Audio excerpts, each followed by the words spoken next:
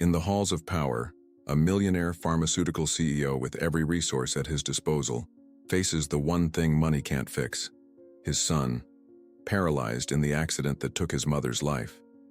17 specialists, cutting-edge treatments, and millions of dollars later, the verdict remains the same. Alex will never walk again. Until Elena Rodriguez, a quiet cleaning woman with calloused hands and a mysterious past, discovers Alex alone with a blue notebook, drawing himself running.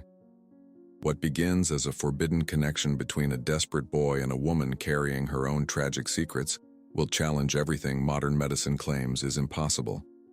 But when Thomas Whitmore discovers their secret therapy sessions, Elena's shocking past is revealed, and the truth behind her unorthodox methods could either save Alex or put him in danger.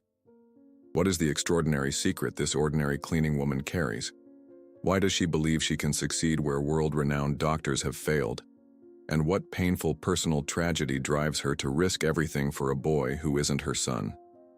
Follow this emotional journey of hope, redemption, and the power of believing in impossible things when the world tells you to accept defeat.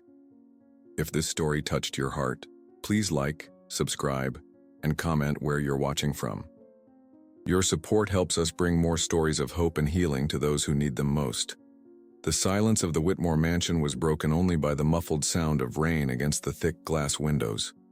The estate, a sprawling testament to wealth nestled in the outskirts of Boston, stood like a fortress against the gray October afternoon. Between the gleaming marble corridors, Elena Rodriguez walked with her bucket in hand and worn mop. Her knees ached.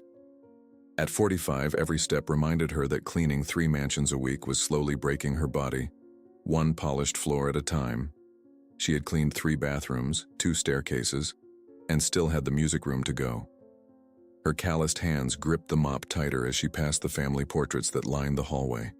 Smiling faces of the Whitmores through the years. Perfect teeth, perfect clothes, perfect lives, or so it seemed. But on that late afternoon, something made her stop suddenly.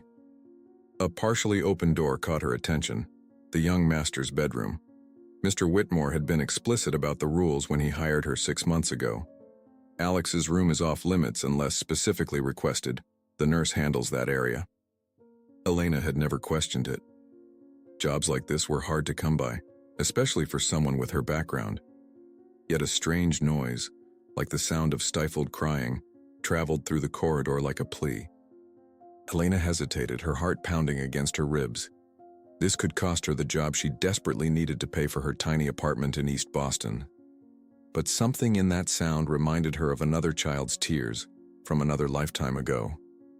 She pushed the door open slowly, careful not to make a sound. And that's when she saw him. Young Alex, about 10 years old, hunched in his wheelchair, with red-rimmed eyes and a small notebook with a faded blue cover open across his legs. He wasn't just crying.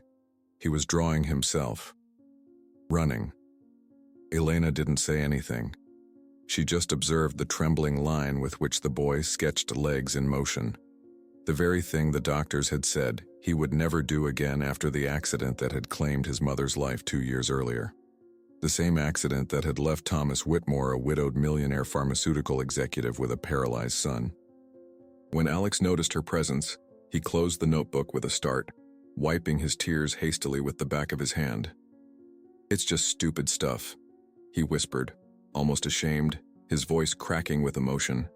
His blue eyes, so startlingly like his father's, looked up at her with a mixture of embarrassment and defiance. Elena, with a low voice heavy with a past she never discussed, simply replied, "It's not stupid. Sometimes what we draw is more true than what doctors say." In that instant, an invisible bond formed between them, and the notebook became more than a dream. It was an unspoken promise. Alex looked at her, really looked at her, perhaps for the first time since she'd started working at the mansion. His eyes narrowed slightly. "You're not supposed to be in here." "I know," Elena said, taking a small step forward. I thought maybe you needed help." The boy's fingers tightened around the notebook. "Nobody can help me. They've tried. The best specialists in the country, that's what Dad says." There was bitterness in his voice, surprisingly adult for a child so young. 3 surgeries, physical therapy twice a day. Nothing works. Elena glanced at the walls of the room. Unlike the rest of the sterile mansion, Alex's space was different, covered with posters of Paralympic athletes, newspaper clippings about experimental treatments, and a large calendar where each day was marked with a red X, counting down to something. "What's the calendar for?" she asked softly. Alex's jaw tightened. Dad promised a new doctor from Switzerland, but last week he canceled. Again. He looked down at his motionless legs. He doesn't believe I'll ever walk again. None of them do. Elena noticed something else then. Beneath Alex's bed was a collection of discarded medicine bottles, some with pills spilled out. "Those make me feel worse," he explained, following her gaze. "So sometimes I pretend to take them." She should have been shocked, should have reported this immediately. But instead, Elena felt something stir inside her, something she had buried long ago in a small cemetery in Fresno. "May I?" she asked, gesturing to the notebook. After a moment's hesitation, Alex handed it to her. Inside were dozens of drawings, all variations of the same thing: Alex walking, running, climbing. In some, he was playing soccer. In others, he was simply standing beside his father. Elena handed it back carefully. "These are beautiful," she whispered. "They're just dreams," Alex said, his voice breaking again. "Stupid dreams." Elena knelt down beside the wheelchair, her cleaning forgotten. "My abuela, my grandmother, used to say that dreams drawn on paper have power, like planting seeds." A ghost of a smile touched Alex's lips. "That's dumb." "Maybe," Elena said, standing up as she heard footsteps approaching from down the hall. "But tomorrow, I'll tell you about a little girl I once knew. She drew birds when doctors said she would never leave her bed." Alex's eyes widened slightly. Did she get better?" The footsteps grew louder, his nurse probably coming to check on him. Elena backed toward the door, her heart racing. "I should go. Your father wouldn't like me being here." As she slipped out, Alex called after her in a whisper that was barely audible. "Will you come back tomorrow?" Elena paused, one hand on the doorframe. "Yes," she promised, knowing she was crossing a line that could not be uncrossed. "I'll come back." In the corridor, she quickly resumed mopping, her mind racing. What she had just done could cost her everything. But the image of those trembling sketches, a child drawing the future he was told was impossible, had awakened something Elena had thought was dead inside her. As she pushed her cleaning cart toward the music room, she didn't notice Thomas Whitmore watching her from his office doorway, his cold blue eyes narrowed with suspicion. That night, in her small apartment, Elena pulled out an old medical textbook from beneath her bed, a relic from another life, another career before tragedy and accusations had turned her from Dr. Elena Vasquez into Elena Rodriguez, the invisible woman who cleaned other people's floors. She opened it to a chapter on spinal cord injuries and began to read. From that day forward, Elena began subtly adjusting her cleaning schedule to coincide with Alex's mornings. The mansion's chief housekeeper, Mrs. Reynolds, a stern-faced woman with steel-gray hair and permanent frown lines, had questioned Elena's sudden interest in the East Wing corridor. "I noticed water damage on the ceiling. Better to clean it daily until the repair crew comes." Elena had lied smoothly, her heart pounding against her ribcage. Mrs. Reynolds had narrowed her eyes but nodded curtly. After 20 years of managing Thomas Whitmore's household staff, she had learned to pick her battles. And so each morning at precisely 9:15 a.m., Elena would position her cleaning cart strategically close to Alex's bedroom, just after his nurse Clara left to prepare his morning medications. It was a 15-minute window of opportunity, 15 precious minutes where the cameras in the hallway would show nothing but a diligent housekeeper mopping the same stretch of marble floor, while her mop bucket concealed her from direct view of the security camera. At first, Alex would simply watch her through his partially open door. The boy's pale face, framed by sandy brown hair that needed cutting, would appear in the doorway like a shy ghost. Elena pretended not to notice, humming softly to herself, an old Spanish lullaby her grandmother had sung to her as a child in Guadalajara, before they had crossed the border in search of better medical care for Elena's younger brother. Al arroro niño, al arroro ya, duérmete mi niño, duérmete mi sol. The melody floated through the sterile corridor, transforming the cold marble and clinical white walls into something almost warm. On the third day, she noticed Alex's fingers beginning to tap against the wheelchair's armrest, attempting to follow the rhythm of her song. His movements were stiff, uncoordinated, but there was an unmistakable intentionality to them. She smiled to herself but said nothing. On the fifth day, she deliberately dropped her cleaning rag near his doorway. "Could you?" she whispered, glancing quickly at the camera before leaning down behind her cart. "Try to reach for it?" Alex's eyes widened with surprise, then narrowed with determination. His arm trembled as he extended it toward the colorful cloth, his fingers straining. He couldn't reach it, not even close, but the attempt itself made his cheeks flush with effort. And something else. Purpose. Each day after that, Elena incorporated small, disguised exercises into their brief interactions. She would leave her phone just within reach, asking him to tap the screen when a text came in. She brought colorful cleaning cloths and asked him to sort them by color, requiring him to stretch his fingers, then his wrist, then his entire arm. The security cameras would show nothing but a housekeeper occasionally speaking to the young master. Acceptable, if not encouraged. "My physical therapist makes me do boring stretches," Alex confided during their third week of silent conspiracy. "They don't even expect them to work. I can tell by how they look at me." Elena knelt beside his wheelchair, pretending to polish the chrome spokes. "That's because they're trying to maintain, not improve," she whispered. "They've accepted the prognosis." "What's your secret?" Alex asked, his blue eyes suddenly intense. "You were a doctor once, weren't you? I heard you talking to yourself yesterday, using medical terms." Elena froze, her cloth suspended mid-polish. "Who told you that?" "Nobody had to. You know things. You look at me different than the others," he said with a child's brutal honesty. "Not like I'm broken, just like I'm..." Paused. Tears pricked at the corners of Elena's eyes. She blinked them away quickly. "I was a physical therapist once, a long time ago." The partial truth felt safer than the whole story. "Now I'm just the cleaning lady." Alex's hand reached out tentatively and touched her arm, the first time he had initiated contact. "You're not just anything," he said with surprising fierceness. That afternoon, something unexpected happened. While Elena was helping Alex stretch his fingers around a small rubber ball she had smuggled in, disguised as a cleaning supply, she noticed something. A faint twitch in his foot. Almost imperceptible, but definitely there. They both saw it at the same time. Alex gasped. "Did you see that?" he whispered, his voice trembling with excitement. "My foot, it moved." Elena's medical training kicked in immediately.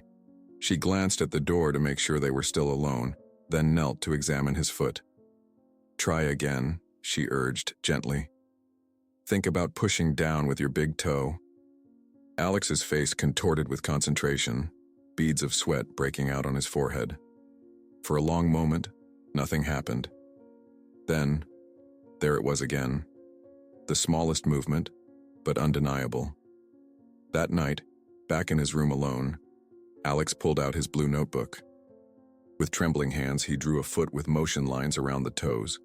Beside it, he carefully pasted a small gold star, one he had peeled from a get-well card sent by his father's business associates months ago. A constellation of achievement in an otherwise empty sky. But while hope was quietly blooming in Alex's world, something else was brewing in the mansion. Thomas Whitmore had begun to notice the changes in his son. The boy was more animated at dinner, asking questions about the day when previously he had been sullen and withdrawn. Twice in the past week, Thomas had heard laughter coming from Alex's room, a sound so foreign in the mausoleum-like mansion that at first he hadn't recognized it. And then there was the cleaning woman. Thomas had caught her lingering near Alex's room more than once. The security staff had reported nothing unusual in their daily briefings, but Thomas hadn't built a pharmaceutical empire by ignoring his instincts. Something wasn't right. That evening, as thunder rumbled in the distance, Thomas stood in his wood-paneled study, swirling aged bourbon in a crystal tumbler as he reviewed the household security footage on his tablet. His eyes narrowed as he repeatedly watched Elena pushing her cleaning cart past Alex's room, disappearing from camera view for precisely 14 minutes each morning. "Computer, enhance section B4, yesterday's footage," he commanded. The AI system obediently zoomed in, showing Elena's face as she passed Alex's room. There was something in her expression, a softening around the eyes, a slight upward curve of the lips, that struck him as oddly familiar. Thomas froze the image and stared at her face. Where had he seen that expression before? Then it hit him with the force of a physical blow. It was the same look his late wife Catherine had worn when watching over Alex as a baby. The look of fierce, protective love. He set down his drink with a sharp click against the mahogany desk. "Computer, pull all background information on Elena Rodriguez." As the system hummed into action, Thomas's jaw tightened. Whatever was happening between the cleaning woman and his son, he would get to the bottom of it. No one interfered with the Whitmore family without consequences. Outside, lightning split the sky, illuminating the mansion's facade for a brief, ghostly moment before plunging it back into darkness. It was a particularly cold Friday morning in late October, the kind of autumn chill that sneaks through even the most expensive insulation, making the grand Whitmore mansion creak like an old ship. Outside, maple trees shed their crimson leaves across the manicured lawn, creating a fiery carpet that the groundskeepers would dutifully remove before noon. Inside, Elena worked methodically through her morning routine, her mind preoccupied with the small but unmistakable progress Alex had made. The past week had brought subtle changes that only someone with medical training would notice. His posture in the wheelchair had improved. The muscle tone in his arms was visibly better. And twice more, they had witnessed that miraculous twitch in his left foot, each time slightly stronger than before. Elena had spent her evenings poring over medical journals at the public library, searching for case studies of similar recoveries, anything to validate what her instincts were telling her. Alex's condition might not be as permanent as his doctors had declared. As Elena washed the hallway floor outside Alex's room, the rhythmic sound of her mop against marble was interrupted by a sharp, dull thud, followed by a stifled cry from within his bedroom. Her heart leaped into her throat.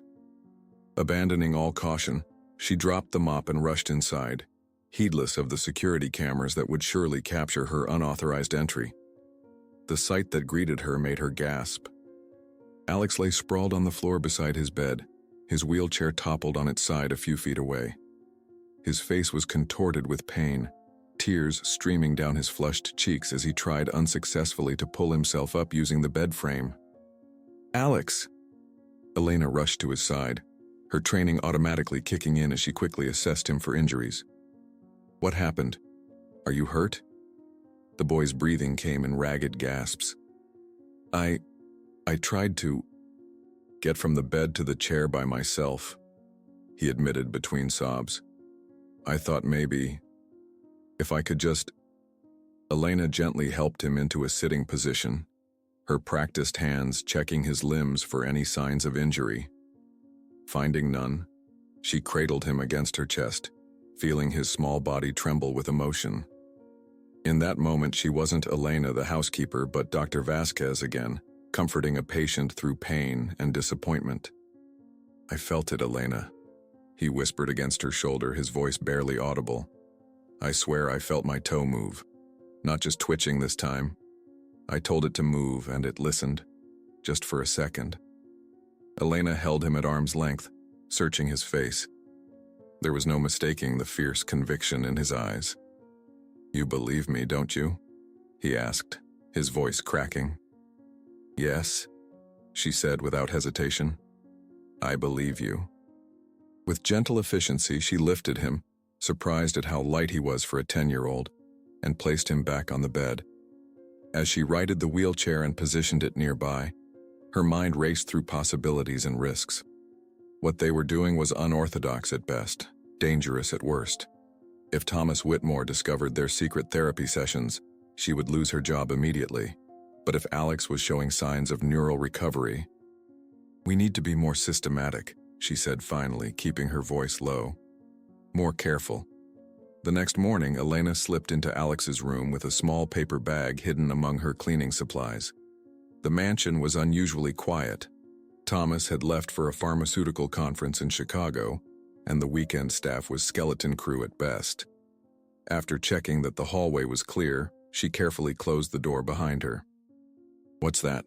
Alex asked, eyeing the paper bag with curiosity as he sat in his wheelchair by the window, blue notebook open on his lap. Elena smiled mysteriously as she withdrew an old rubber stress ball, its surface worn but still brightly colored. "This," she said, placing it in his hand, "is our new secret weapon." "A ball?" His disappointment was evident. "Not just any ball. This belonged to my first patient who recovered partial mobility after everyone said it was impossible." She didn't add that the patient had been her younger brother Miguel, or that his recovery had been cut tragically short by pneumonia. Some memories were still too painful to share. All you need to do is squeeze it. Every day. Even when it seems impossible. Even when nothing happens.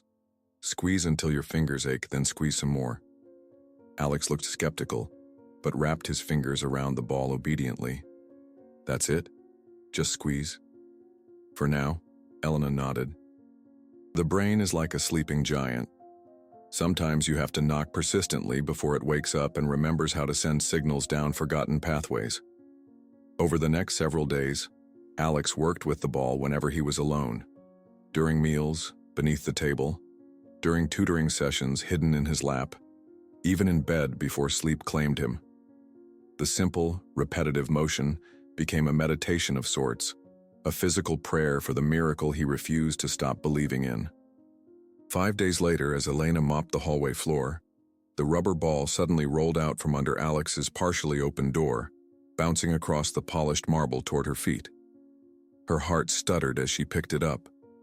This wasn't part of their routine. When she peered inside, Alex was staring at his empty hand with an expression of wonder mixed with shock. "I didn't drop it," he whispered, his voice trembling with excitement. "I squeezed it so hard it shot right out of my hand." Elena's eyes widened. The level of grip strength required to propel the ball that forcefully was significant, far beyond the faint twitches they'd observed before. But before she could respond, the sharp click of heels against marble announced someone's approach. Clara, Alex's private nurse, rounded the corner, her starched white uniform almost glowing against the mansion's muted color palette. She stopped short at the sight of Elena standing in Alex's doorway, the rubber ball evident in her hand. "What's going on here?" Clara asked, her voice cool and professional, but her eyes sharp with suspicion.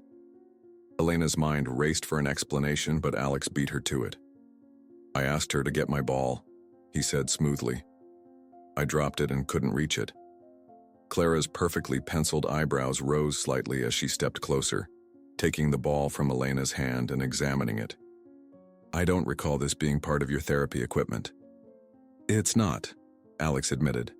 "Elena gave it to me. For stress." The nurse's gaze swung to Elena, who stood frozen, acutely aware of how this might appear. "Giving medical items to patients isn't appropriate for housekeeping staff," Clara said, her tone making it clear this wasn't merely an observation. "It's just a stress ball," Elena replied, struggling to keep her voice even. "Nothing medical about it." Clara studied her for an uncomfortable moment before turning back to Alex. "Your father called. He'll be home this evening and wants to have dinner with you at 7. Without waiting for a response, she walked to the medication cart in the corner of the room, effectively dismissing Elena. As Elena backed out of the room, Alex caught her eye and gave an almost imperceptible nod. Their secret was still safe. For now. What neither of them realized was that Clara had witnessed more than just their conversation. From her position by the door, she had seen Alex's hand flex and release with surprising strength. And later that evening, As Thomas Whitmore's sleek black Tesla pulled into the circular driveway, Clara was waiting to report her observations to the man who paid her salary. Thomas Whitmore sat in his home office, the glow of multiple screens casting a cold blue light across his angular features. Outside, the November rain pelted against the floor-to-ceiling windows, creating a watery backdrop to the digital information flowing before his eyes. The room was a stark contrast to the rest of the mansion.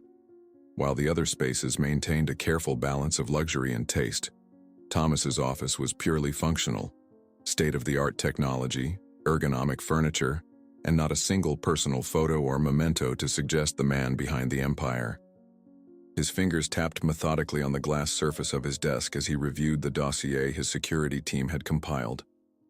Elena Rodriguez's personnel file floated on one screen, while another displayed security footage from the past month, edited to show only her interactions with Alex. A third screen held medical records that had been more difficult to obtain, records that didn't match the simple background check they'd run when hiring her. "Play audio from October 28th, hallway camera 4, Thomas commanded, his voice cutting through the silence. The system complied, and the faint sound of Elena humming filled the room, followed by Alex's laugh, a sound Thomas had almost forgotten. His jaw tightened. Clara stood silently by the door, her hands clasped in front of her pristine uniform, waiting for her employer to acknowledge her presence. When Thomas finally looked up, his ice-blue eyes, so like his son's, were unreadable. "You're certain of what you saw?" he asked, his voice deceptively calm. "Yes, Mr. Whitmore." The boy clearly had more strength in his grip than I've observed in any of our therapy sessions, and there was something about the way they looked at each other, like they were sharing a secret. Clara's thin lips pressed together disapprovingly. "I've been monitoring his medications carefully. There's been no change in the prescription regimen that could account for this." Thomas stood suddenly, moving to the window to stare out at the storm. Lightning briefly illuminated the grounds, casting his reflection against the glass. A tall, imposing figure with shoulders still broad from his college rowing days. At 45, Thomas Whitmore could have easily graced the cover of Forbes, and had twice, with his silver-streaked dark hair and the perpetual intensity that had driven Whitmore Pharmaceuticals to become an industry giant. "What else can you tell me about her?" he asked without turning. Clara hesitated. "The staff say she keeps to herself mostly, works hard, never complains. Mrs. Reynolds thinks highly of her efficiency." She paused. "But there's something professional about her. The way she moves, the way she speaks when she thinks no one is listening. She doesn't carry herself like someone who's been cleaning houses her whole life." Thomas turned from the window, his expression hardening. "Because she hasn't been." He gestured to the central screen where a newspaper article was displayed. The headline read, "Experimental Treatment Controversy at St. Agnes Medical Center." Clara moved closer, her eyes widening as she scanned the article. "That's her," she whispered, pointing to a grainy photograph of a younger Elena, dressed in a white coat, standing beside a hospital bed. "Dr. Elena Vasquez?" "Former Dr. Vasquez," Thomas corrected, his voice flat. "Stripped of her license 10 years ago for applying unauthorized experimental treatments to terminal patients in a small hospital in Fresno, California. One of those patients was her own daughter, Lucia, age 7. He paused, letting the information sink in. The girl died 3 days after receiving her mother's treatment. Clara's hand flew to her mouth. My God. The case was largely kept out of major media. The hospital was concerned about liability. She was quietly dismissed and the medical board revoked her license. No criminal charges were filed, but her career was effectively over. Thomas's voice was clinical, as if discussing a business case rather than a human tragedy. She changed her name, took her mother's maiden name, Rodriguez, and disappeared. Until she showed up here, Clara finished, her expression a mixture of horror and fascination. Should I call the police? Thomas raised an eyebrow. And tell them what? That I hired a house cleaner without a thorough background check? That she's been giving my son a rubber ball?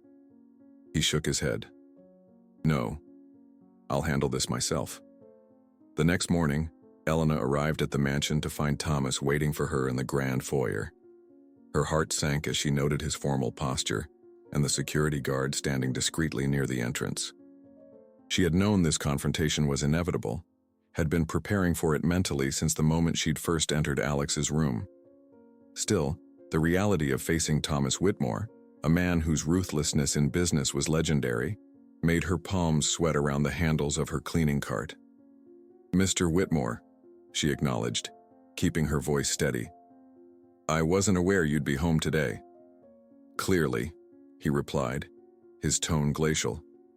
"My office. Now." The walk to his office felt like a death march. Elena's mind raced through possible explanations, excuses, defenses, but in her heart she knew none would suffice.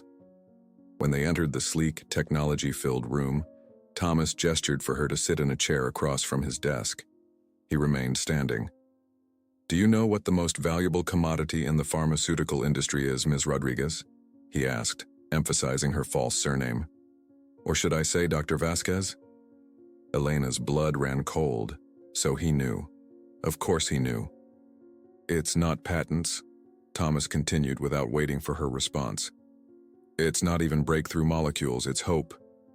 He turned one of his screens toward her, showing the decade-old newspaper article. "You sold hope to desperate parents, to terminal patients. Unauthorized, unverified experimental treatments that bypassed every ethical protocol established by modern medicine." "That's not what happened," Elena said quietly, her hands gripping the arms of the chair. "The article doesn't tell the whole story." "Enlighten me then," Thomas challenged, leaning against his desk, his expensive suit jacket stretching across his shoulders. "Explain why I shouldn't have you arrested for fraud and endangering my son." Elena took a deep breath, meeting his gaze directly. Her voice, when she spoke, had shed the careful submissiveness of a household employee. "My daughter was dying of a degenerative neuromuscular condition.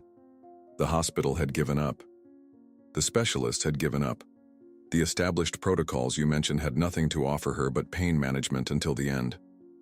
Tears filled her eyes, but she blinked them away, refusing to break down in front of this man. "I developed a therapy based on neural pathway reactivation. It was working. Lucia showed improvement, real, measurable improvement that the hospital refused to document because it didn't fit their prognosis. And then she died," Thomas stated flatly. "From pneumonia," Elena shot back, her voice cracking.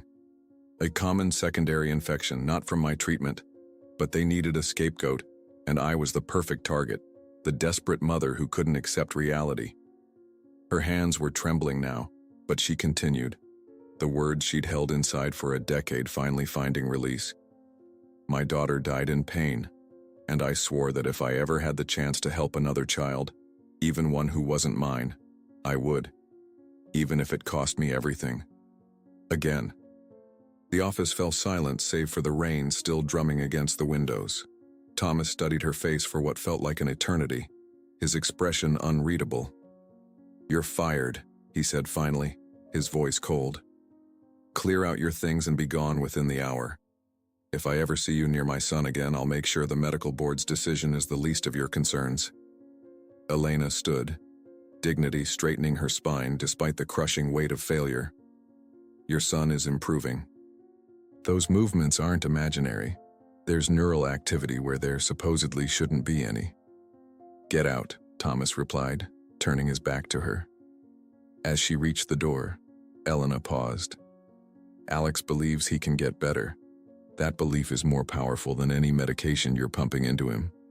Thomas whirled around, fury finally cracking his composed facade. "How dare you presume to know what's best for my son? You've lost that right, with your daughter and with Alex." The words struck like physical blows. Elena flinched but held her ground. "When was the last time you asked Alex what he wants, what he believes is possible?"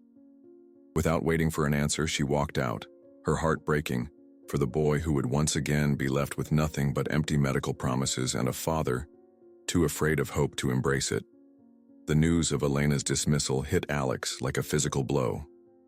When Clara informed him that the cleaning lady won't be coming anymore, his face had drained of color, and for the first time since the accident, he had refused his medications, flinging the cup of pills across the room in a burst of rage that shocked everyone, including himself. For 3 days, he barricaded himself emotionally behind a wall of silence. He refused to engage with his tutors, ignored his physical therapists, and barely acknowledged his father's increasingly frustrated attempts at conversation. Food remained untouched on silver trays. The blue notebook lay abandoned beneath his pillow. On the morning of the 4th day, Thomas stood in the doorway of his son's room, watching as Alex stared blankly out the window at the bare November trees. The boy's profile, so achingly similar to Catherine's, was set in stubborn lines that Thomas recognized from his own reflection. "This behavior needs to stop," Thomas said, his voice firm but not unkind. Years of boardroom negotiations had taught him when to push and when to soften. "I understand you were attached to Ms. Rodriguez, but she was not qualified to work with someone in your condition." Alex's head turned slowly, his blue eyes cold. "My condition," he repeated flatly. "You mean the one where everyone decides what I can and can't do? Where no one believes me when I say I can feel things changing?" Thomas sighed, moving into the room to sit on the edge of the bed. "Alex, I've consulted with the best specialists in the country. Your injury—" "She believed me," Alex interrupted, his voice cracking. "She didn't look at me like I was broken. She looked at me like I could get better." Thomas ran a hand through his silver-streaked hair, exhaustion evident in the lines around his eyes. The pharmaceutical empire didn't run itself, and the past week had been particularly brutal with the FDA questioning the side effects of their newest pain medication. He didn't have the emotional bandwidth for this now. "I'm taking you to see Dr. Lieberman in Boston tomorrow," he said finally.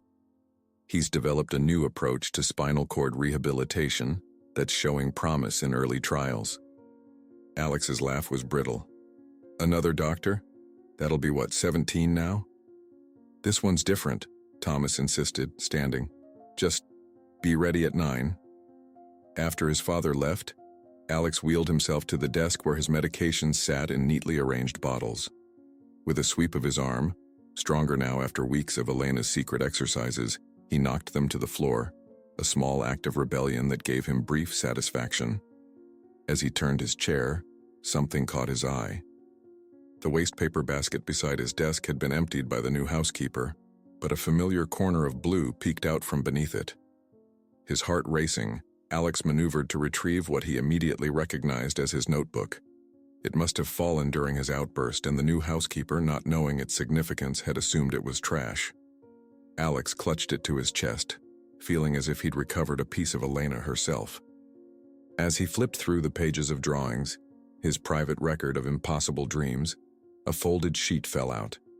With trembling fingers, he unfolded it to find unfamiliar handwriting. "Keep squeezing the ball. Keep believing. The brain forgets, but it can also remember.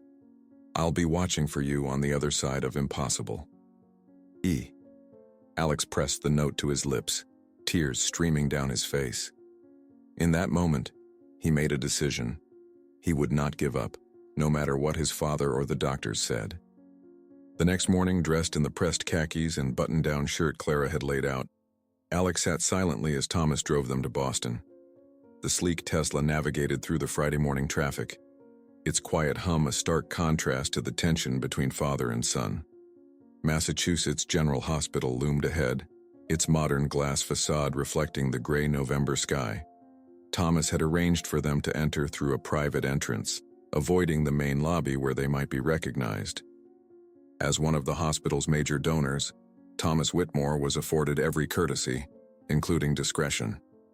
Dr. Neil Lieberman's office was a study in academic prestige.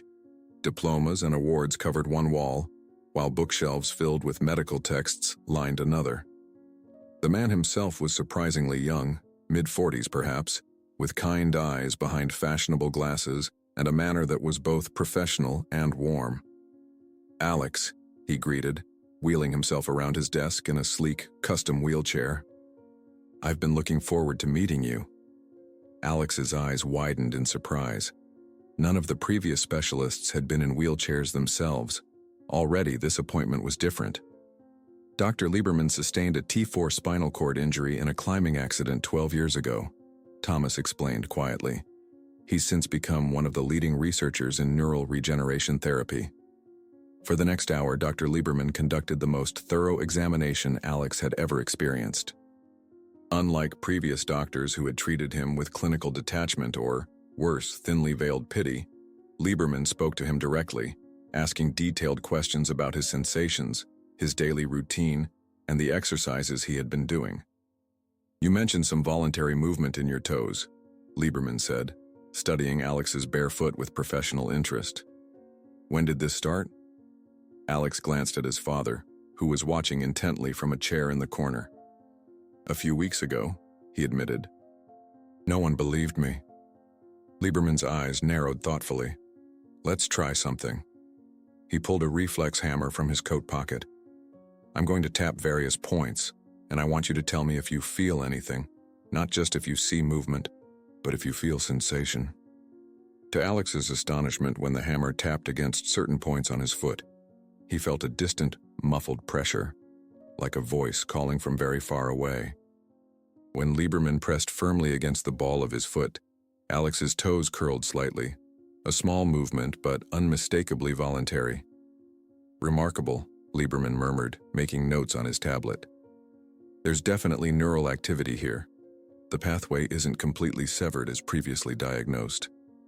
He looked up at Thomas, whose face had gone pale. "Has he been doing any specific exercises recently? Something outside the standard physical therapy regime?" Thomas's jaw tightened. There was someone who gave him unauthorized exercises. A former physical therapist working as household staff. I terminated her employment when I discovered the deception." Lieberman's eyebrows rose. "What kind of exercises?" "Repetitive hand movements," Alex interjected before his father could speak. "Squeezing a ball, stretching. She said it was about waking up the pathways, not just maintaining what was left." "Neural pathway reactivation," Lieberman nodded, looking impressed. "It's a relatively new approach, still controversial in some circles, but gaining traction in research settings." He turned to Thomas. "Whatever this person was doing, it was working. There's been stimulation of neural pathways that were presumed dormant." Thomas stood abruptly, his face a mask of conflicting emotions. "Are you telling me that this cleaning woman with a revoked medical license somehow succeeded where specialists from Johns Hopkins and the Mayo Clinic failed?" "I'm saying," Lieberman replied carefully, "that sometimes unorthodox approaches yield unexpected results. The brain's plasticity is still largely a mystery to us." He turned back to Alex. "The bad news is that if these exercises have stopped, the progress might plateau or even regress. The brain requires consistent stimulation to form new pathways." Alex's heart sank. "So without Elena, we need to continue whatever she started," Lieberman finished for him. "Immediately." Later, as they drove home in silence, Alex stared out the window at the passing landscape, clutching his blue notebook tightly. His father's knuckles were white on the steering wheel, his jaw set in a grim line. "She was right," Alex said finally, breaking the heavy silence. "Elena was right, and you fired her." Thomas didn't respond immediately. When he did, his voice was strained. "I thought I was protecting you." "From what?" "From getting better," Alex demanded, anger flaring. "From having hope?"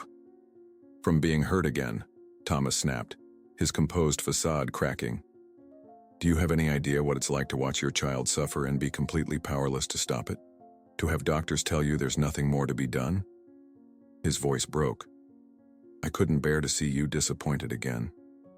In the silence that followed, Alex realized something he had never fully understood before. His father was afraid. Not just concerned or cautious, genuinely afraid. Of hope, of possibility, of the crushing disappointment that might follow if they dared to believe.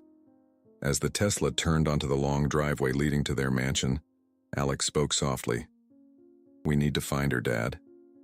Thomas parked the car but made no move to exit. For a long moment, he stared straight ahead, conflict evident in every line of his face. Then, almost imperceptibly, he nodded.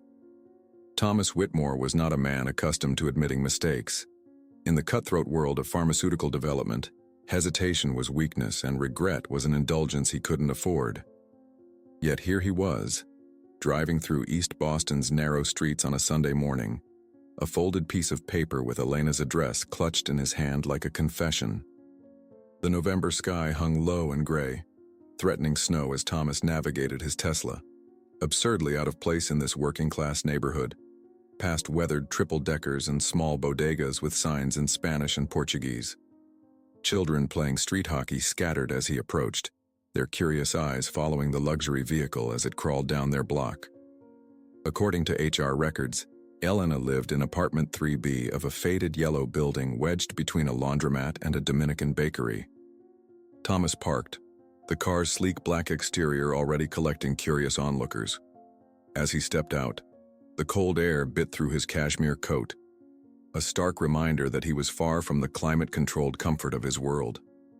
Pride warred with necessity as he climbed the cracked concrete steps. The security door hung slightly ajar, its lock long since broken. Inside, the narrow hallway smelled of cooking oil and disinfectant. Thomas wrinkled his nose, thinking of the pristine air filtration system in his own home, then immediately felt ashamed of the thought. The elevator was out of service. Of course it was. So he took the stairs, his Italian leather shoes echoing on the worn steps. By the third floor, his breath came faster, a humbling reminder that boardroom battles didn't prepare one for physical exertion. Apartment 3B had a simple brass knocker and a peephole that had been taped over from the inside. Thomas straightened his tie, cleared his throat, and knocked 3 times. Firm and authoritative, the knock of a man used to doors opening for him. But no one answered. He knocked again, longer this time. Still nothing. An elderly woman emerged from the apartment across the hall, her suspicious gaze taking in his expensive coat and the Patek Philippe watch glinting at his wrist. "If you're looking for Elena, she's not there," the woman said in heavily accented English, one hand protectively clutching the collar of her faded housecoat. "Do you know when she'll be back?" Thomas asked, trying to keep the impatience from his voice. The woman's eyes narrowed. "You the one who fired her?" Thomas felt heat rise to his face. "I need to speak with her. It's important." "She in the hospital," the woman said flatly. 2 days now. Collapsed on the bus coming home from her new job, cleaning office buildings downtown. She emphasized the word cleaning as if it were an indictment. Thomas felt as if he'd been struck. "Which hospital?" "Boston Medical Center." The woman's expression softened slightly at the genuine alarm in his voice. "My grandson drove her when the ambulance was taking too long. Emergency room said something about her heart." Thomas was already moving toward the stairs, his mind racing. "Thank you," he called back over his shoulder. "You tell her Mrs. Diaz is watering her plants," the woman shouted after him. The drive to Boston Medical Center was a blur of traffic laws ignored and red lights barely acknowledged. Thomas's hands gripped the steering wheel with white-knuckled intensity, his thoughts chaotic. What if she died? What if Alex's last chance died with her? What if... The thought struck him with unexpected force. What if someone else suffered because of his stubborn pride? The hospital's emergency entrance was crowded with Sunday morning casualties, weekend sports injuries, alcohol-related incidents, and the usual assortment of urban emergencies. Thomas strode past the waiting area to the reception desk, where a harried nurse was managing a computer and phone simultaneously. "I'm looking for Elena Rodriguez," he said, pulling out his wallet. "Admitted 2 days ago, possible cardiac event." The nurse barely glanced up. "Are you family?" "No, I'm her." Thomas hesitated. What was he to Elena? Her former employer? The man who had fired her without a second thought? The father of a child she had tried to help? "I'm her emergency contact," he lied smoothly. The nurse looked skeptical, but checked the computer. "Rodriguez, admitted Friday evening. She's been moved to room 412. She pointed toward the elevators. "But visiting hours don't start until..." Thomas was already walking away, his Whitmore Pharmaceuticals donor badge prominently displayed on his lapel. The badge, along with his confident stride and expensive suit, got him past security and into the elevator without challenge. Room 412 was at the end of a long corridor smelling of antiseptic and bland food. The door was partially open, and Thomas could hear the steady beep of monitoring equipment from within. He hesitated, suddenly uncertain. What would he say to her? How could he possibly make this right? Taking a deep breath, he pushed the door open. Elena lay still in the narrow hospital bed, her skin ashen against the white sheets. An IV line snaked from her arm to a bag of clear fluid, and a heart monitor beeped steadily beside her. She looked smaller somehow, vulnerable in a way she hadn't when standing proud in his office just days ago. Her eyes were closed, her breathing shallow. For a moment, Thomas thought she was asleep, and he considered retreating to gather his thoughts. But as he turned to leave, her voice, weak but unmistakable, stopped him. "I knew you'd come eventually." Thomas turned back. Elena's eyes were open now, regarding him with a mixture of wariness and resignation. "How did you know?" he asked, moving closer to the bed. A ghost of a smile touched her lips. "Because I was right about Alex. And you're not a stupid man, Thomas Whitmore. Stubborn, yes. Arrogant, definitely, but not stupid." Despite himself, Thomas felt a smile tug at his own lips. "The doctors at Mass General agree with you. Dr. Lieberman confirmed neural activity that shouldn't be possible according to Alex's previous diagnoses." Elena's expression softened. "He's a fighter, your son." "Like his mother," Thomas said quietly, the words escaping before he could stop them. He looked away, uncomfortable with the sudden emotion threatening to crack his carefully maintained facade. "The doctor here, what did they say about your condition?" Elena's hand moved to her chest. "Mild heart attack, stress, overwork, and an undiagnosed congenital condition." Her laugh was bitter. "Ironic, isn't it? The doctor who couldn't save her daughter might be undone by her own heart." Thomas moved to sit in the chair beside her bed, his movements stiff and uncertain. This was uncharted territory for him. Not a negotiation or a business transaction, but a human moment requiring humanity he wasn't sure he still possessed. "Alex wants you to come back," he said finally. "He needs you to continue what you started." Elena studied him, her gaze penetrating. "And what do you want, Thomas?" The question hung in the air between them, simple yet devastating in its directness. Thomas ran a hand through his silver-streaked hair, suddenly aware of how tired he was, bone-tired in a way that had nothing to do with physical exhaustion. "I want my son to walk again," he admitted, his voice barely above a whisper. "I want to undo the accident that took his mother and his future. I want..." His voice broke. "I want to not be afraid to hope anymore." Elena's hand reached out, hesitant, then settled on his arm, the touch light, but steadying. "Hope isn't the enemy, Thomas. Giving up is..." He looked down at her hand, the hand of a doctor now calloused from cleaning floors in mansions and office buildings. A fierce wave of shame washed over him. "I was wrong," he said, the words foreign on his tongue. "About you. About what Alex needs." He reached into his coat pocket and withdrew an envelope. "This is for you." Elena took it warily. "What is this?" "A job offer. Not as a housekeeper. As a rehabilitation consultant for Alex, with a salary commensurate with your medical expertise." His voice grew stronger, more certain. "And a letter to the medical board supporting the reinstatement of your license, along with funding for proper clinical trials of your neural pathway reactivation therapy."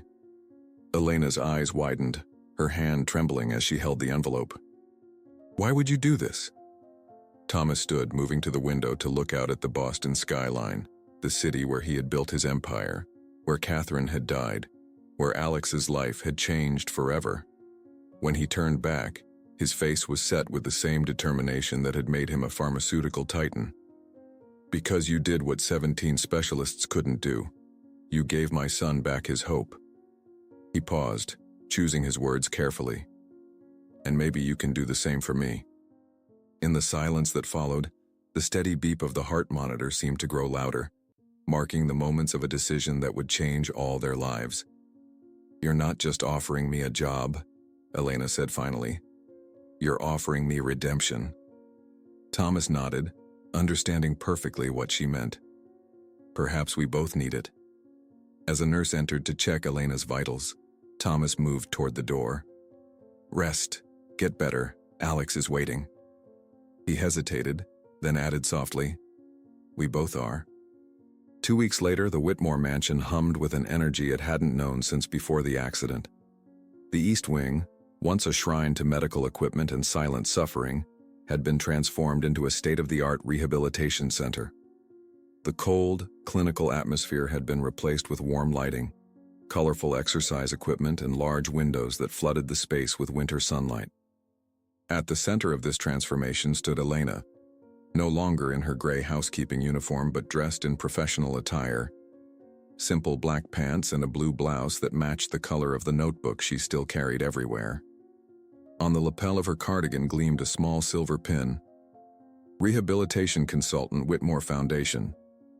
"Again," she instructed, her voice firm but encouraging, as Alex gripped the parallel bars, his knuckles white with effort. "Find the connection. It's there. You just need to remember the pathway." Alex's face contorted with concentration, sweat beading on his forehead despite the room's perfect temperature. His legs trembled violently, not the passive spasms of damaged nerves, but the deliberate strain of muscles receiving faint but real signals from his brain. "I can't," he gasped, his arms shaking as they bore his weight. "You can," Elena countered, kneeling to position her hands on his calves. "Your brain just needs reminding. Think about walking across the room, not the mechanics, the feeling, the intention." From the doorway, Thomas watched silently, his presence both supportive and evaluative.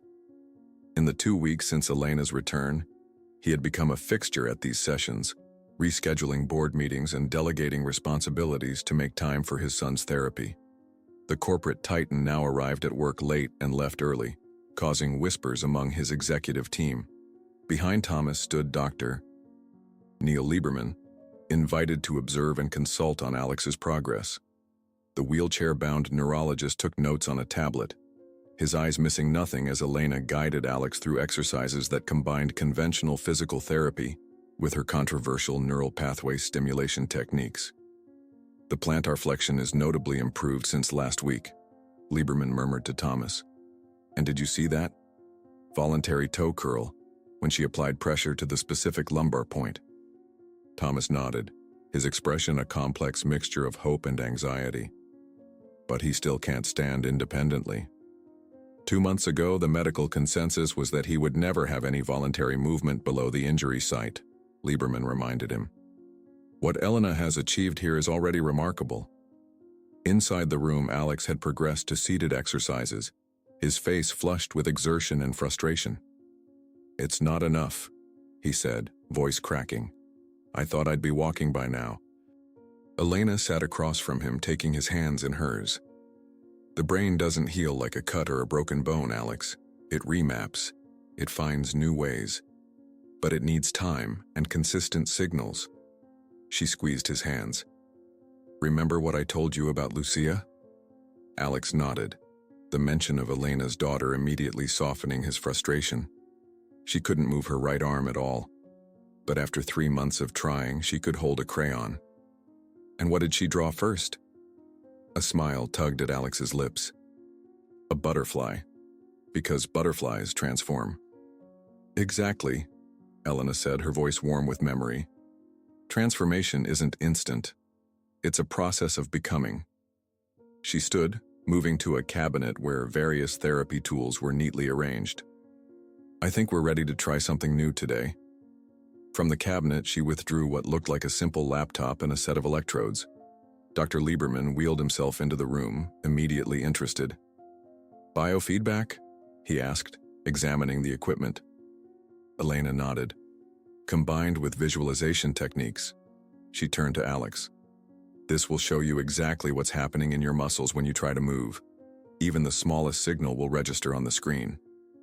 As she attached the electrodes to Alex's legs, Clara entered the room with a tray of water and protein shakes, her role now transformed from primary caregiver to support staff. The nurse's initial skepticism had gradually given way to grudging respect as Alex's progress became undeniable. The CNN producer called again, Clara informed Thomas quietly. They're very persistent about the interview. Thomas frowned. Word of Alex's unexpected improvements had somehow leaked to the media, creating a storm of interest in what was being called a miracle recovery and Elena's unorthodox methods. As a public company, Whitmore Pharmaceuticals could benefit from the positive publicity, but Thomas had been hesitant to expose Alex to the spotlight.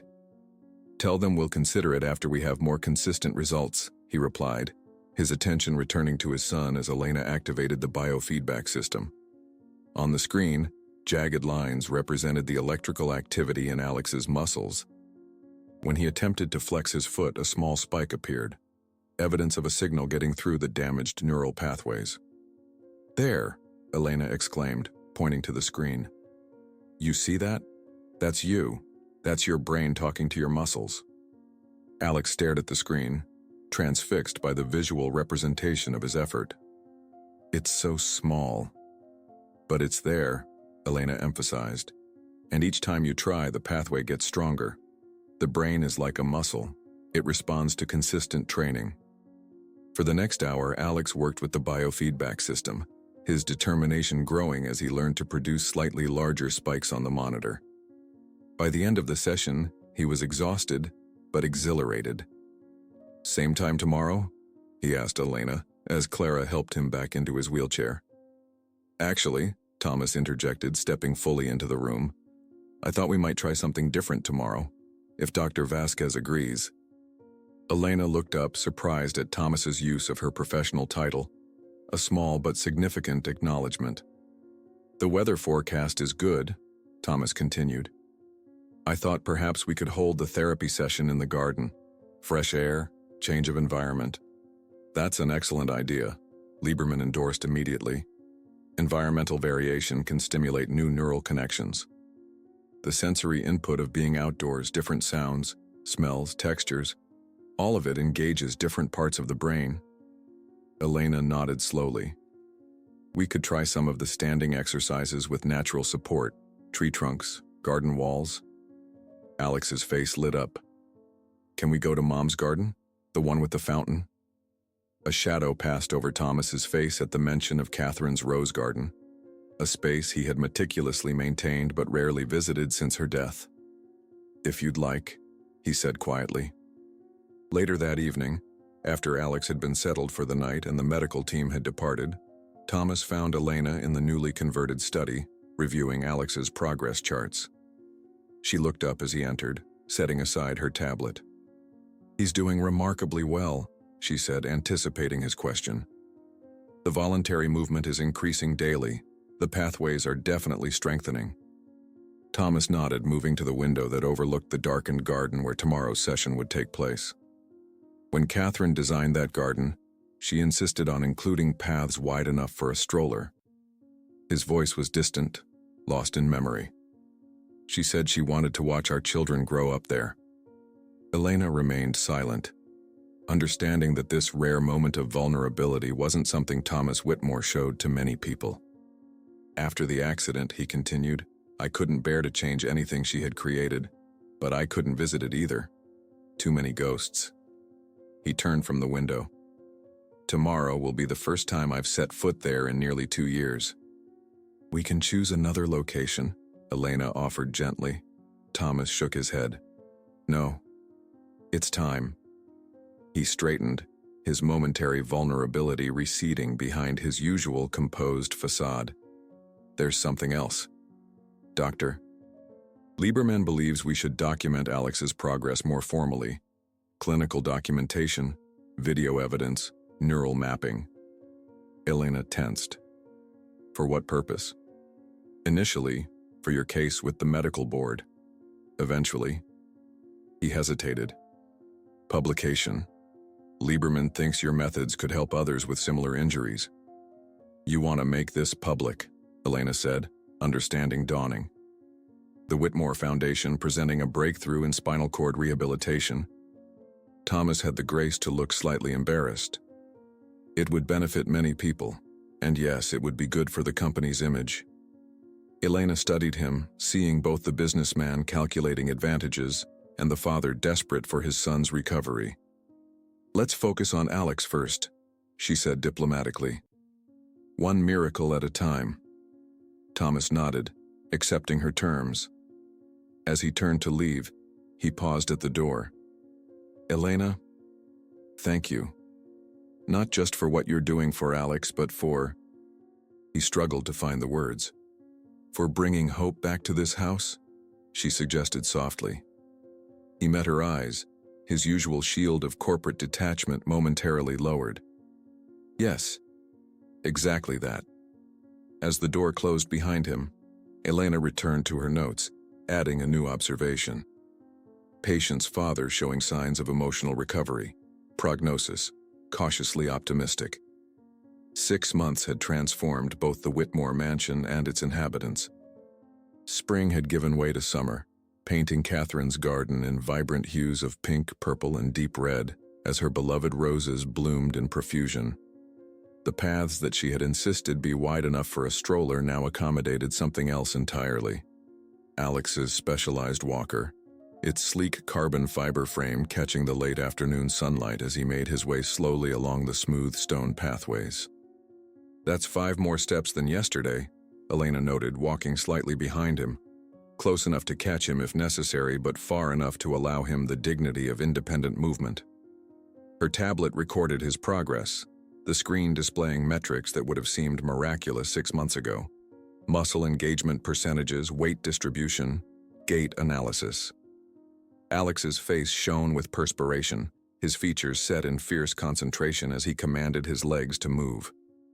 Each step was a negotiation between brain and body, a battle against nerve damage that medical textbooks had declared permanent. Yet here he was, moving, not fluidly, not normally, but undeniably moving under his own power. Can we try the fountain? He asked between labored breaths, nodding toward the center of the garden where a tiered marble fountain bubbled serenely. Elena checked his vitals on her tablet. Heart rates elevated but still within safe parameters. If you feel ready, I think we can push a little further today. From the garden's entrance, Thomas watched silently, his usual business attire replaced by casual slacks and a light sweater, another transformation these months had wrought.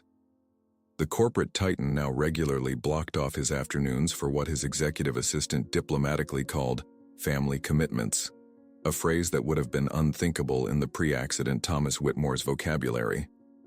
Beside him stood a film crew, their cameras capturing Alex's painstaking journey for the documentary that had evolved from Thomas's initial publicity ideas into something more meaningful. The Boy with the Blue Notebook, a journey of neural reconnection, was scheduled to air on PBS in the fall, with proceeds supporting the newly established Whitmore Foundation for Neurological Recovery. This is incredible footage, murmured the director, a petite woman with prematurely silver hair who had won 2 Emmys for her medical documentaries.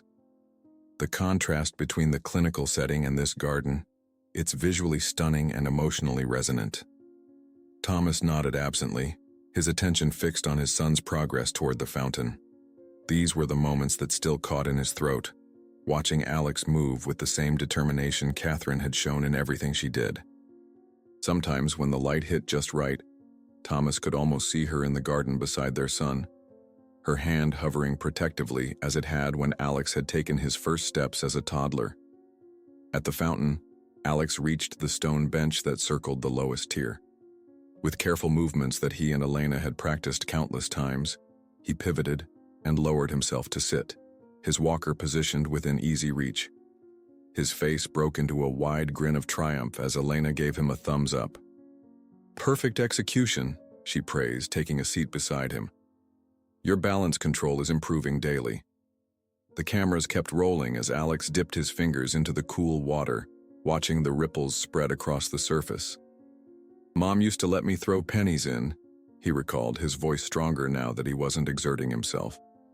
"She said it was bad luck to take wishes too seriously, but silly not to make them when you had the chance." Elena smiled, understanding how significant it was that Alex could now speak of his mother without the crushing grief that had once accompanied her memory. "She sounds like a wise woman." "She would have liked you," Alex said with the simple directness of youth. "Dad likes you too, you know. He doesn't say it, but I can tell." Elena felt her cheeks warm slightly, thankful that the cameras were too far away to catch their conversation. "Your father and I have developed a professional respect for each other," she replied diplomatically. "We both want what's best for you." Alex rolled his eyes with typical pre-teen exasperation. Adults always say stuff like that instead of what they really mean. Before Elena could respond, Thomas approached, having dismissed the film crew for a lunch break. "How are we doing?" he asked, his gaze taking in Alex's position at the fountain, a spot Catherine had loved. "5 more steps than yesterday," Alex reported proudly, "and I did the sit-down maneuver without wobbling." Thomas's smile was genuine, another change these months had brought. "That's fantastic, buddy." He turned to Elena. "The team from Johns Hopkins called. They've reviewed the preliminary data and want to include Alex's case in their neuroplasticity study." Elena nodded, professional satisfaction evident in her expression. "That's the 3rd major research institution this month. We're gaining credibility." "More than credibility," Thomas corrected. "The therapy protocol you've developed is being called groundbreaking. The neural pathway reactivation combined with targeted environmental stimulation." He shook his head slightly. "You were right all along." An unspoken understanding passed between them, an acknowledgement of how far they had come from that confrontation in his office, when he had dismissed her methods as dangerous and unproven. "I should get these metrics uploaded to the research database," Elena said, rising from the bench. "Alex, do you want to rest here a bit longer before we try the return journey?" "Actually," Thomas interjected, "I thought maybe Alex and I could have lunch out here today. Mrs. Peterson prepared those salmon sandwiches you like," he added to his son. Alex's face lit up. "With the dill sauce?" "Awesome." Elena nodded, understanding that Thomas was asking for private time with his son. "I'll be in the lab if you need me. Aim for 30 minutes of rest before attempting the walk back." As she walked away, Alex called after her. "Don't forget we're watching the Celtics game tonight. Dad got 3 tickets, courtside." Elena turned surprised. "Tickets?" Thomas looked slightly uncomfortable. "I mentioned it to Alex this morning. I should have confirmed with you first. If you have other plans—" "No," Elena said quickly. "No other plans. I'd love to join you." She continued up the path, her tablet clutched perhaps a bit tighter than necessary. Behind her, she heard Alex say to his father, "See? I told you she'd say yes." Back in the converted East Wing laboratory, Elena uploaded Alex's data to the secure server that connected their work to research teams across the country. What had begun as one boy's improbable recovery had blossomed into a full-scale clinical investigation, with Elena's methods now being applied to dozens of similar cases nationwide. As she worked, Clara entered with a cup of tea. Their relationship had evolved from initial antagonism to a respectful collegiality. "The boy's doing remarkably well," Clara observed, setting the tea beside Elena's computer. "I never thought I'd see the day." "Neither did most of the medical establishment," Elena replied, taking a grateful sip of the perfectly brewed chai. Clara somehow remembered everyone's preferences. "But here we are." Clara hesitated, then added, "The house is different too. Lighter somehow." She glanced at Elena meaningfully. "Mr. Whitmore is different." Elena kept her eyes on the computer screen. "Recovery affects the whole family system. It's well documented in the literature." Clara hummed skeptically. "I'm sure that's all it is." She moved toward the door, then paused. "By the way, the blue dress in your closet would be perfect for a basketball game, just saying." After Clara left, Elena allowed herself a small smile. 6 months ago, she had been scrubbing floors in this very wing, hiding her medical knowledge and smuggling in therapy tools disguised as cleaning supplies. Now she had a state-of-the-art lab, a team of researchers implementing her protocols, and apparently, courtside tickets to see the Celtics with the Whitmore men. Life took strange turns sometimes. That evening, as she slipped into the blue dress Clara had suggested, Elena's gaze fell on the framed photograph beside her bed. Lucia, at 6, laughing as she held up a drawing of a butterfly. Beside it lay Alex's blue notebook, which he had given to her last month on the anniversary of her return to the mansion. "For the woman who taught me to believe in impossible things," he had written on the inside cover. Elena touched the notebook gently. "We did it, mija," she whispered to Lucia's photo. "We found a way to help another child." She blinked back tears, allowing herself a moment of pure emotion before the professional mask slipped back into place. Downstairs, Thomas and Alex waited in the foyer, both dressed in Celtics gear, both wearing expressions of anticipation that went beyond merely looking forward to a basketball game. As the three of them headed out into the summer evening, the mansion behind them stood transformed.